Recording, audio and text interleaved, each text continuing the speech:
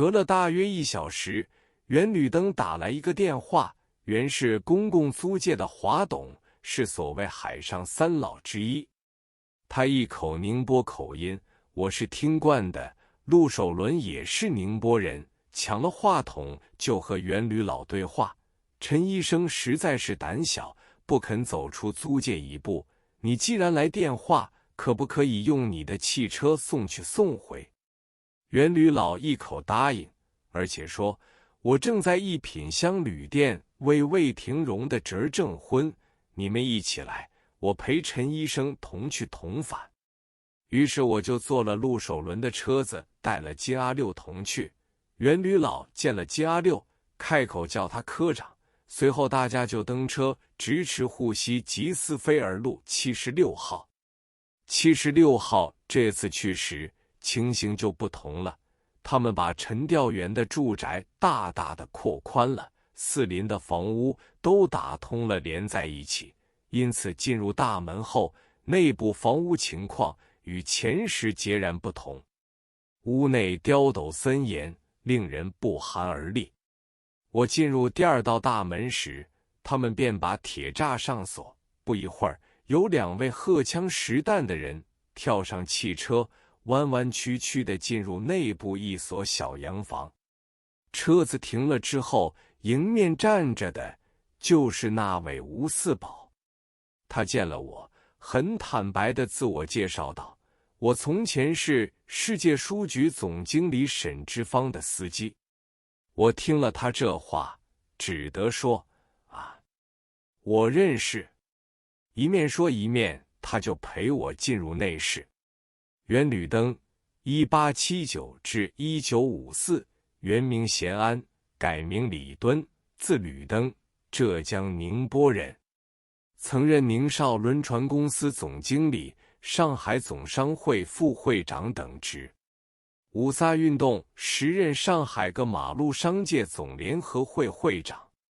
我见到室内有一个病人俯伏在床上一张小茶几上，不停地作恶，两目凝视着我，似有招呼之状，但是看他的神情已无力出声，大约是经过了疾病的折磨，令他眼目无神，全身疲乏无力。作恶的情势每次相距时间极短，几乎成为连续状态。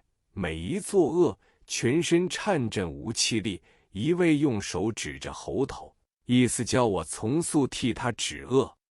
旁边侍候的人对我说出他的病情，说他半月之前天天发高热，延请过西医治理，发热已经退清，可是在热度退落的那一天开始作恶，一切针药完全无效，一直到今天。我查阅病历，知道病者的患病经过，最初患的是斑疹伤寒，一共发热14天，在第14天热度突然退落时开始作恶，起初作恶时断时续，后来竟然整日不断作恶，如是者已有3日3夜。患者本来是身强力壮的人，但到此地步，两眼凹陷，目定无神。他觉得生命有不能支持的征象，哀哀切切的泪盈于眶。看了这般情形，我认为医疗问题只占一小部分，而人事问题倒占大部分。如果治愈此人的病症，不过是完成了医者的责任，要是病人有3长2短的话，可能给你戴上一个帽子，扣留禁闭起来也说不定，因为那时他们是完全蛮不讲理的。我又想到这病人可能在片刻之间心脏衰弱，大汗虚脱而亡，进服内服剂，有害死他的嫌疑，我就用了一张中国纸，即学生们练习写大楷的黄色图纸，内地称作表心纸，卷成一根烟卷模样，燃着了火，令病者当纸烟一般吸食。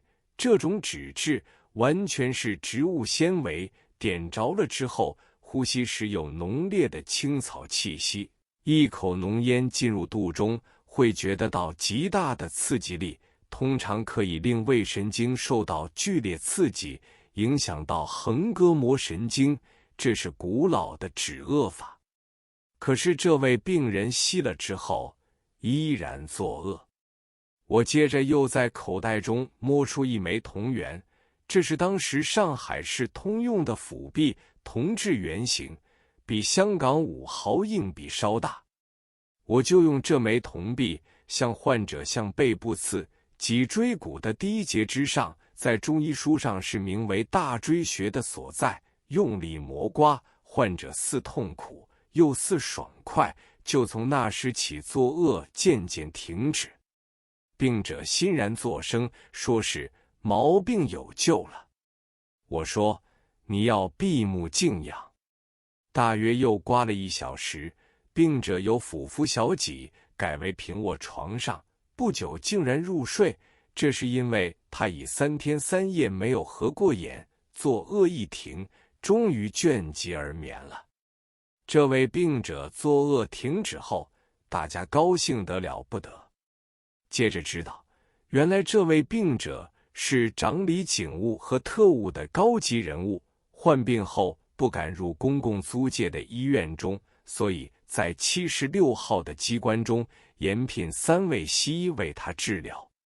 他们对这几位医生的态度表面上相当优待，实际上当他们俘虏一般，不问他们同意与否，强制留在该处，疾病1天不愈，1天不准离去。3位医生个个苦口苦面地说不出话来。我也觉得病者的作恶虽已暂时停止，但我深入牢笼不易脱身，如果也被他们禁守在魔窟之中以观后效，那么此症以后是否有变化，也未可逆料，夜长梦多，前途未可乐观。因此我同3位西医互相交换意见，共同做出一个决定后，才向病者家属说，此症寒热早已退尽，作恶也已停止，只要在病室中静卧，因他已3夜未得睡眠，要他断断续续的睡眠，睡眠充足后病体自能恢复的。幸亏在旁照料的人已经10数天日夜不得安眠，所以答应我们可以回家。临走时，吴四宝约定次日早晨7时一定要找我和西医2人再去诊室。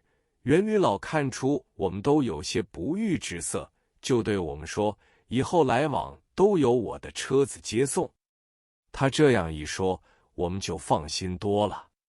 在车中有一位西医同我讲，他们在76号时每晚都听到鞭笞声、叫喊声、啼哭声，这环境真是令人不寒而栗。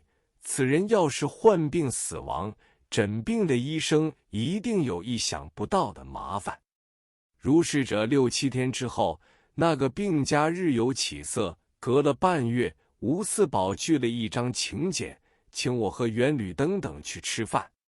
吴四宝轻轻地对我说，当初请你，你坚持不肯来，我也明白你的意思，你是一个胆小的朋友，怕绑票。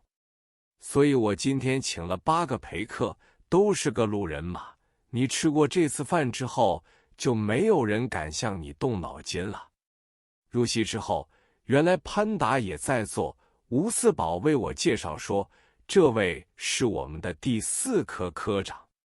我说，他是我从小的朋友。其他7人都不认识，介绍后个人的姓名也转瞬即忘，只有一个叫做丁锡山。这人我闻名已久，但是想到这人在浦东专业绑票，横行不法，所以我默不出声，只想从速离开宴会，而且想到上海不是安乐土，最好要离开上海为是。这一餐饭我吃得毫无味道，幸亏吃到一半，袁吕登说另有应酬，起身要走，并且照顾我说，陈医生你也有份的，要不要同去？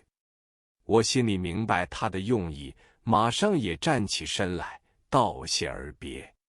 此后我和这班人就没有再见过一面。